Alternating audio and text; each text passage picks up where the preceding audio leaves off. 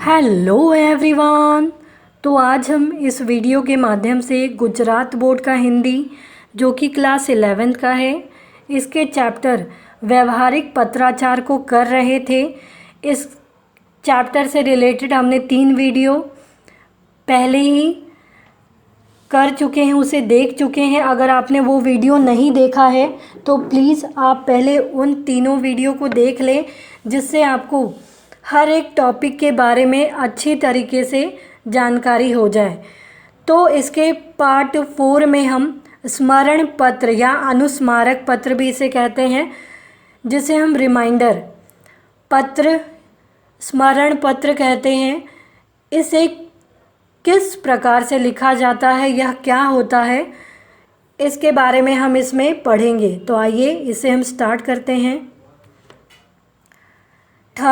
First हमने पढ़ा था सरकारी पत्र, सेकंड पढ़ा था अर्ध सरकारी पत्र और थर्ड है स्मरण पत्र या अनुस्मारक यानी रिमाइंडर। जब किसी मामले में कोई कार्रवाई हेतु मंत्रालय, विभाग, कार्यालय किसी अन्य मंत्रालय, विभाग, कार्यालय को पत्र भेजता है और उस पत्र पर कार्रवाई की अपेक्षा होती है, किंतु निर्धारित अवधि के भीतर अपेक्षित उत्तर प्राप्त नहीं होता है, तब संबंधित मंत्रालय, विभाग, कार्यालय को याद दिलाने के लिए पत्र भेजा जाता है। ध्यान आकर्षित करने या याद दिलाने वाले इस पत्र को स्मरण पत्र या अनुस्मारक कहा जाता है। अनुस्मारक का प्रारूप सरकारी पत्र के समान होता है।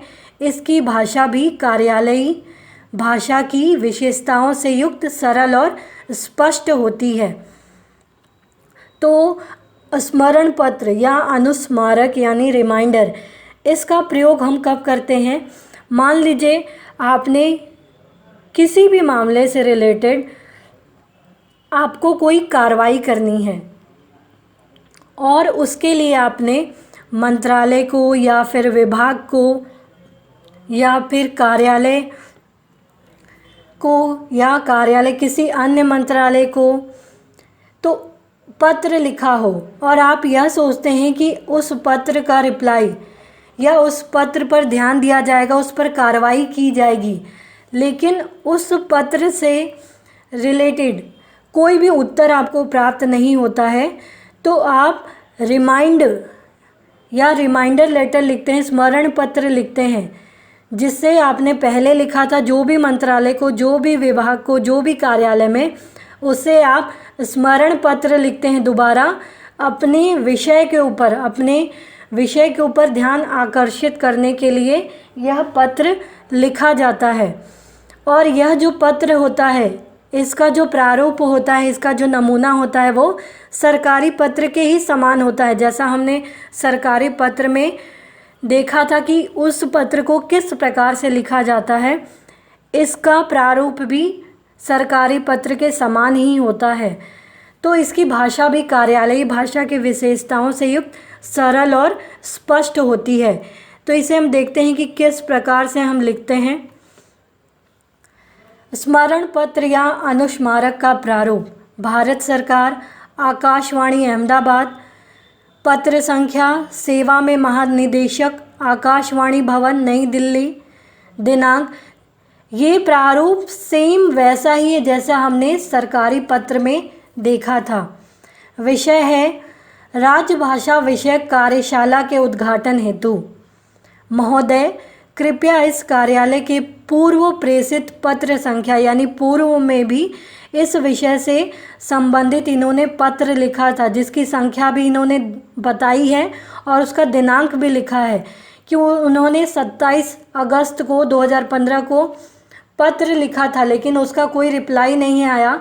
तो 20 सितंबर को उन्होंने फिर से पत्र लिखा है। तो पूर्व प्रेषित मतलब पहले भेजे हुए पत्र संख्या 1/2015 दिनांक 27/8/2015 का अवलोकन करें तथा स्वीकृति यथाशीघ्र प्रदान करें। उसे आप पहले जो पत्र हमने भेजा उसका अवलोकन करें, उसे आप देखें और उस पत्र को जल्द से जल्द स्वीकृति प्रदान करें। तुरंत इस संदर्भ के लिए मूल पत्र की एक प्रति संलग्न है। जो इसने पहले पत्र भेजा उसकी प्रति यानी उसकी कॉपी भी इसमें अटैच कर रहे हैं।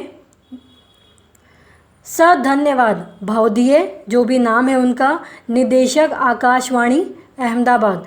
तो इस प्रकार से हम देखते हैं कि स्मरण पत्र कैसे लिखे जाते हैं। अगर आपका काम एक बार में नहीं हो रहा है और उस पर ध्यान नहीं दिया जा रहा है तो आप फिर से स्मरण पत्र यानी रिमाइंडर लेटर लिखते हैं, जिससे आप उसे अपने विषय पर ध्यान आकर्षित करवा सके। तो उम्मीद है आपको ये टॉपिक समझ में आया होगा। तो प्लीज़ आप इस वीडियो को लाइक करना, सब्सक्राइब करना, कमेंट करना ना भूलें। Thank you.